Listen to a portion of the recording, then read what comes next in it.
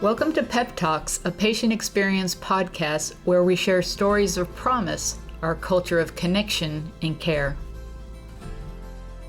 In this podcast, you'll hear from Heidi Bragg, who is a survivor of 3 different types of cancer, including a cardiac sarcoma that brought her to Moffitt. For Heidi, the combination of clinical expertise, partnership with her treatment team, inclusion of her family, and being cared for as a human being all created a strong bond that fortified her for the fight of her life.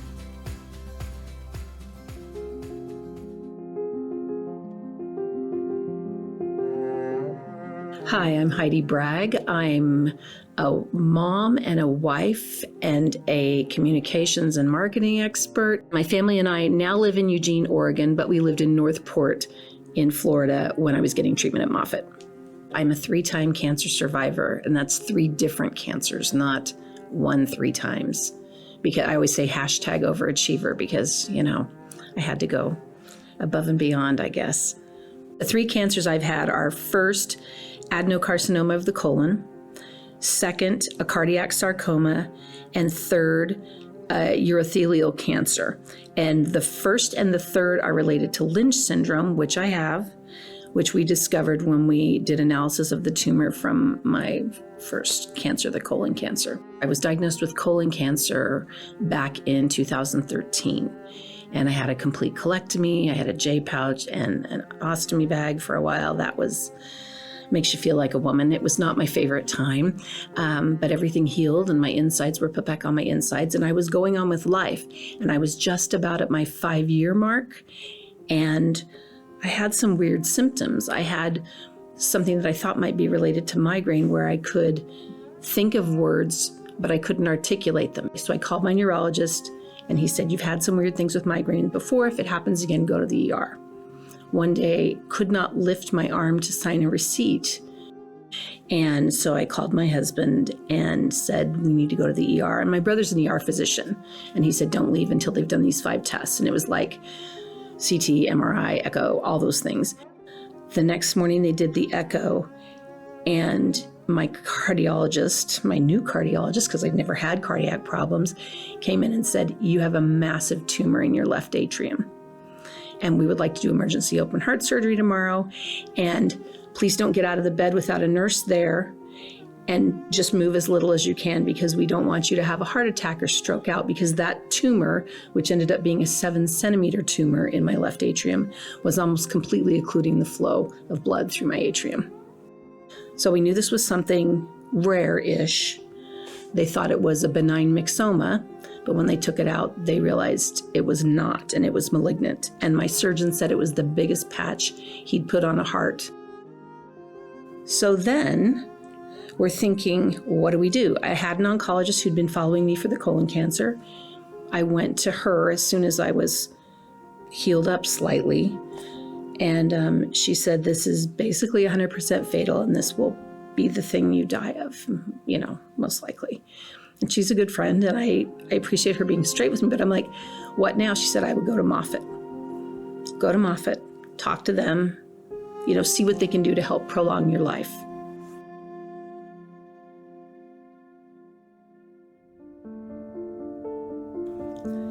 And so we came up here, and my first interaction was with Dr. Andrew Brohl in the sarcoma clinic.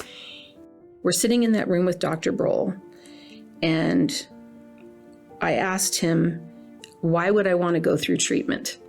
Because again, this is not how I want to spend the last few months of my life, because chemo can be really hard on your body. And he said, because there's this tiny window, and if we hit it, I remember him making a triangle with his hands like a tiny slice of pie. And he said, there's this tiny window and it's really hard to hit, but if we hit it, the results can be fantastic. And I'm like, all right, then I'm in. And at this point, our kids were very little when I had the first cancer, but at this point, I believe they were 14, 16, 20, and 24. So we asked him, what do we tell our kids? My husband, Kevin, said, what do we tell them?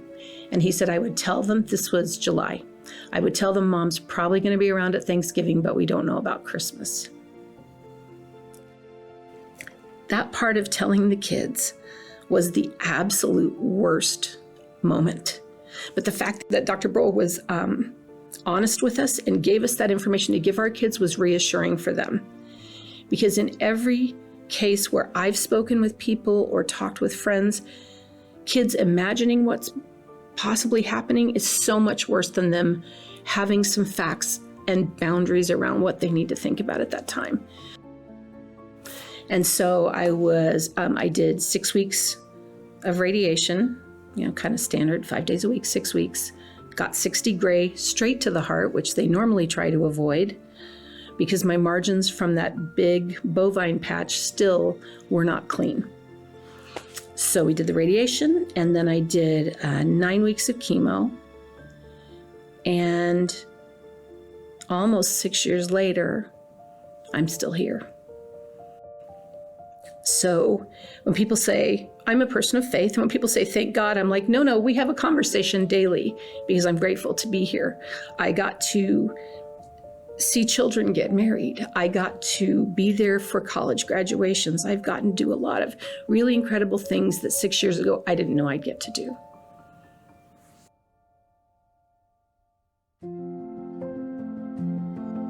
So when you're coming here every day, 5 days a week for radiation for 6 weeks, you get to know your radiation techs.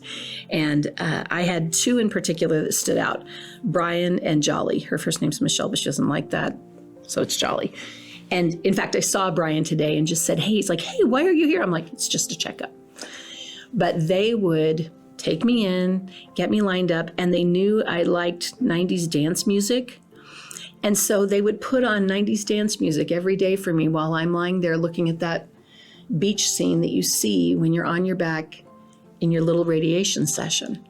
And just that little personal touch that they had that queued up for me every day meant a lot. Jolly and I would talk about bands. They just, again, it was a very professional,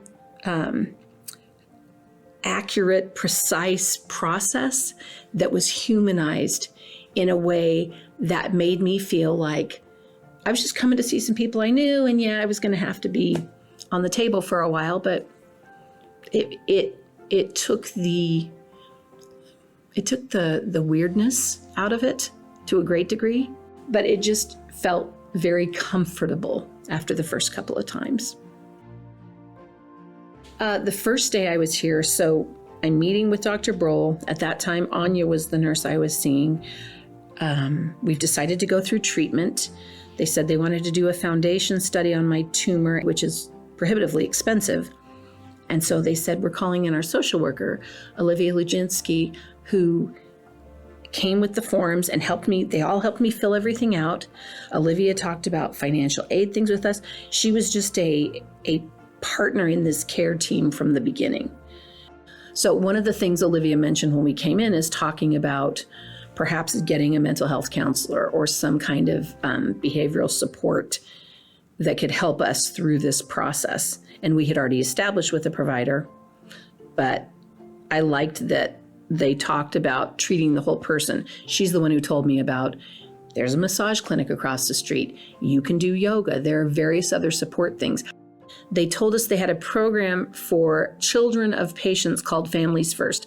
Our kids weren't interested in going, but it was nice to know that that was there as a resource.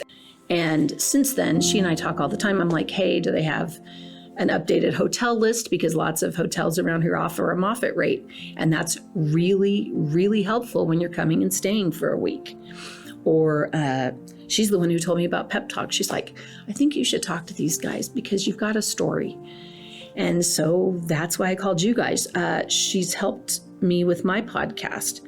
She's been on and talked about resources that cancer patients can look for from their cancer centers in their area.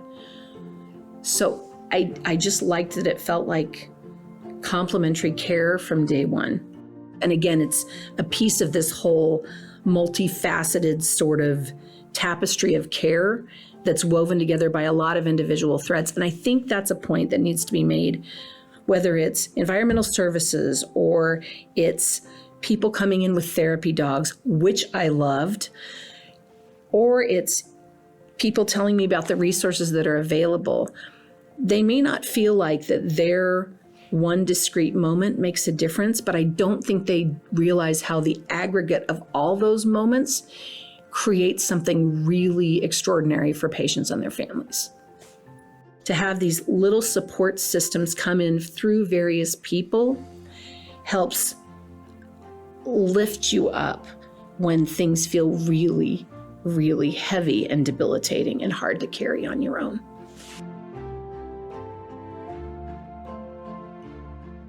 So ever since I was diagnosed the first time with cancer, especially with this hardcore middle cancer, I had been feeling, I call it little divine taps on the shoulder, like you need to find some way to tell this story. And then a coworker said, what about a podcast? I'm like, what about a podcast? I don't know how to do that. So I got some help from some friends and bought some equipment and started a very highly underproduced podcast. And I purposely called it Life, Cancer, Etc. Because for me, cancer comes, but it's a part of my life, but it is not my life. Cancer is a piece, but it's not the whole. And I'm so grateful for all the people who have generously shared their stories with me. It's been a labor of love. It's a passion project for me because I don't want it to be that kick in the teeth for people quite as badly. You're going to get that visceral feeling like your world is dropping out when you get diagnosed. But there are people who've been through it. I want to show those stories.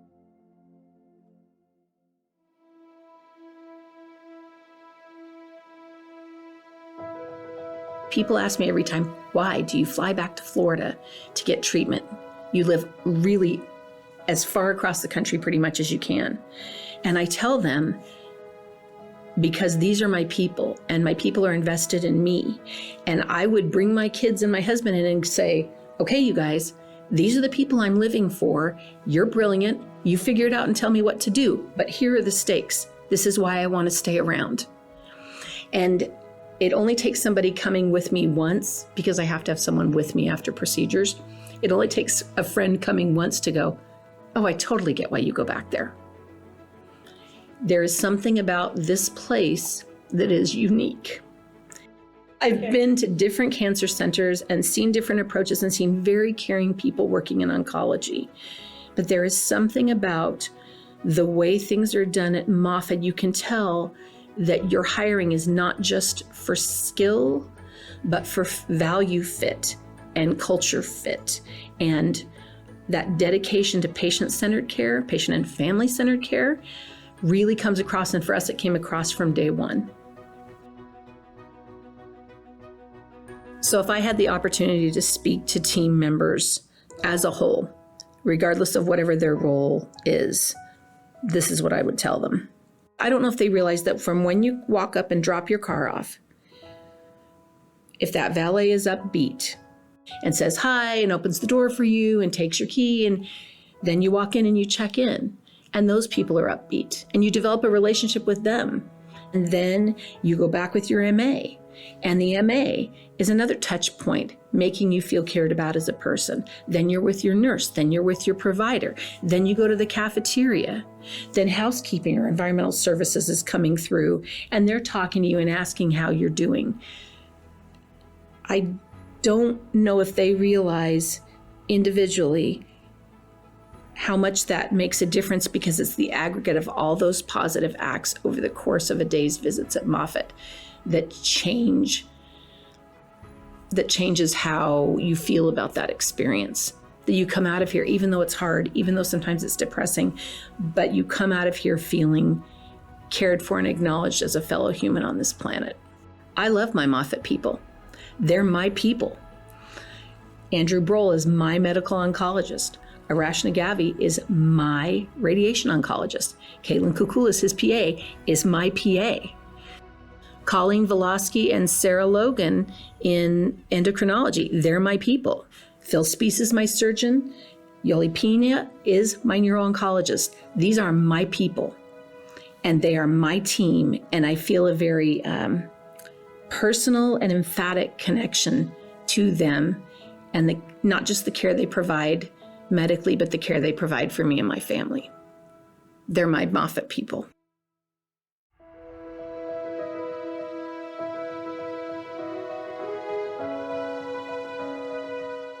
Thanks so much for listening. We hope you'll join us for our next episode of Pep Talks. Until then, keep living the promise.